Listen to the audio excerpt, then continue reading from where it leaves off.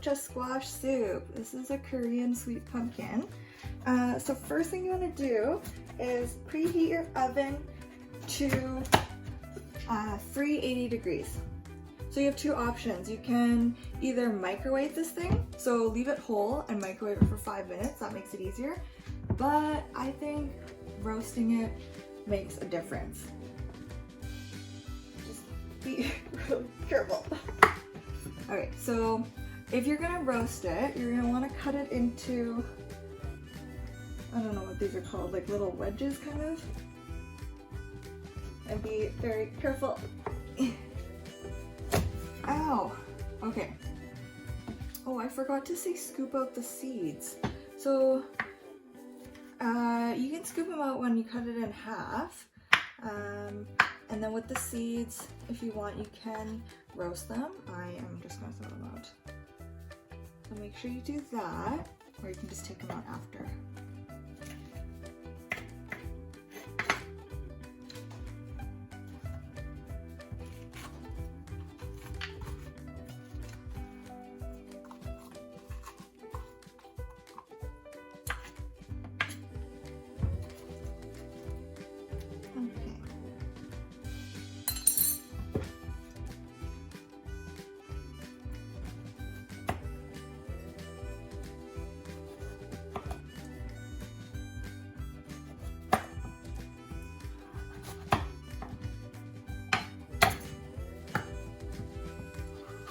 Oh, okay, done. I'm sorry.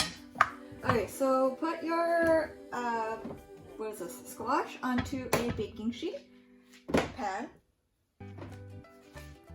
If you want, you can drizzle lightly with some olive oil or avocado oil, any oil, whatever you want. Okay, then we are going to put this in the oven. Hot.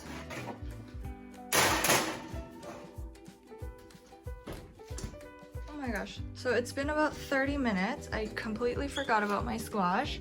I just do the poke test, so I already poked it there, and I forgot to film it, obviously. Poke, goes in nicely. Ooh, it's ready. Yeah, so I'll take it out and just let it cool down before you start chopping it. Look how cute my mittens are. Oh my gosh.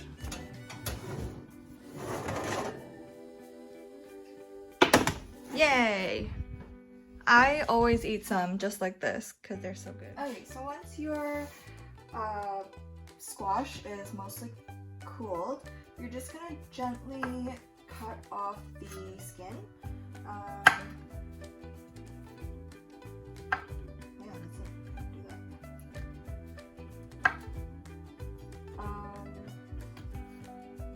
I'm just trying to think if there's an easier way or more efficient way. What's the last time I did this? If there's a little bit of skin on your pumpkin, that's okay. And then you are going to, if you have a blender that does that in your pot, you can use that, but I don't, so I'm using my Ninja. So put it into whatever blending device you have. So this recipe is really up to you. Every time I make it a little bit different. So some people like to add roasted onions as well. I never like to do that. So if you want, you can also make it a little bit more hearty and savory and add some onions.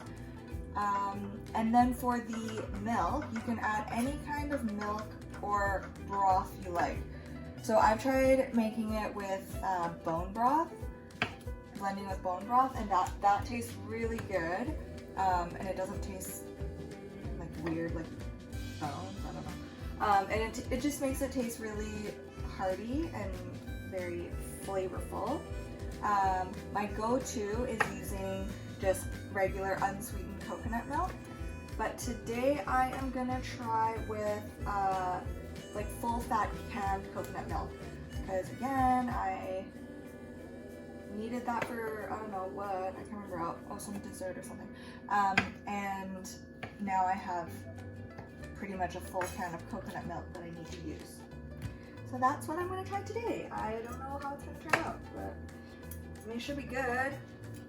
And also, you can play around with the consistency. Like some people like it really thick, like me, I like it thick and goopy. But other people, if you like it more thinner, that is fine too. So yeah, just play around with it and see what you like the best. Don't waste any squash. Oh my god, I'm just like this. Okay, so I don't really know how coconut milk works, but this was in the fridge, so I guess it all just kind of clumped up and got hard. So I'm going to heat this over low heat just to kind of melt those fat globs. And for my first blend, whatever, of my squash, I'm just going to use my unsweetened almond milk. And I used to have a big container for my, or what is this called? I used to have a big, what is this? Cup? That someone at my work stole it.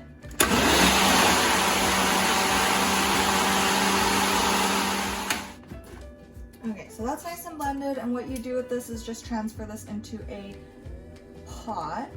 I mean, technically you don't have to, but I like to do a one last simmer over the stove. Okay, I did not think this through, because I was going to put that in here, but now this is there. And I don't want to dirty another bowl. See, this is realistic cooking here, okay? No, I should really melt these. Oh my god.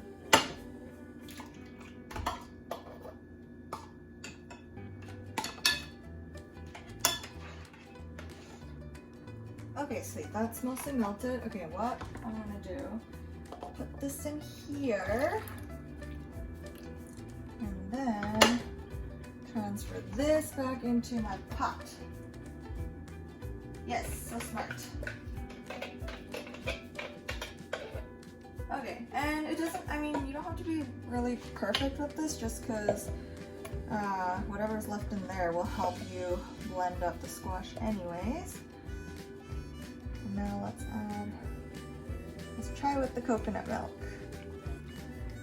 Oh, I'm excited. Oh, it smells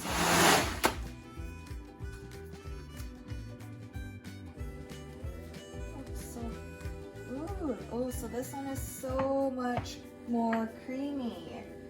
Yum. That looks really good. I'm excited. Okay, and then yeah, you just repeat till you are done. Okay, so over medium heat, you're just gonna want to constantly stir and just simmer for another, honestly, I don't know why I do this stuff, but I just do. Maybe just for another couple of minutes, 3 to 5 minutes, that's what I would do. And then you can also add a little pinch of salt just to bring out all the flavors. And people also like to add honey or sugar to taste, because I think this soup, like when you have it in Korea, it is really sweet. It's really good. I love it.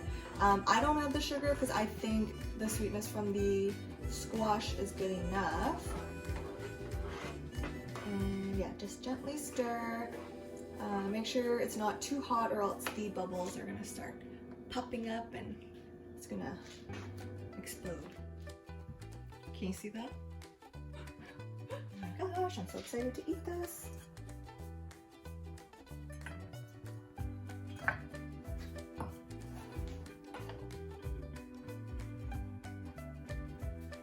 Ooh.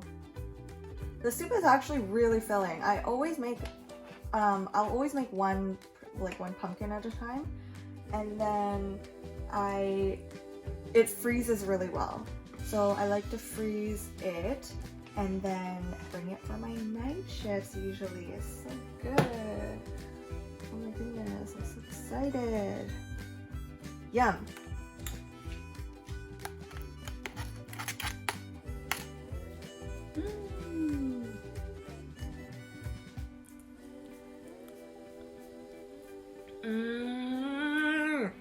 It's so good with the coconut milk.